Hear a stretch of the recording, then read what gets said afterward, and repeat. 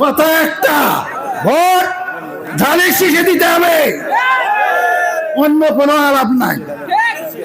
তোমাদের কি কি দাবি আছে সেগুলো আমার কাছে যা বলবে, যেদিন যেদিন এটা পূরণ হবে না সেদিন আমাকে বলবেন ভাইজান আপনার কথা ভোট দিয়েছি, আমার এই দাবি পূরণ হচ্ছে না। আমি ওনার সঙ্গে প্রতিশ্রুতি দিচ্ছি আগামী দিনে এই এলাকার যে কোনো সমস্যা নিয়ে যাবেন, অবশ্যই উনি অগ্রাধিকার ভিত্তিতে করবেন, যেহেতু এটা আমার বাড়ি, এটাকে সেভাবে মূল্যায়ন করবেন ইনশাআল্লাহ। বিশেষ করে মা বোনেরা আজকে যারা আসছেন তাদের প্রতি অনুরোধ রাখবে, আপনারা নিজেরা ভোট দিবেন এবং পার্শ্ববর্তী আপনাদের ভাই বোন, তারপরে ভাসুর শ্বশুর দেবর সবাইকে অনুরোধ করবেন। আমরা কিন্তু ওইখানে মোশাররফ ভাইজানের বাড়ি গেছিলাম, যা এক কথা দিয়ে আসছি, ভোট ধানের শীষে দিতে হবে।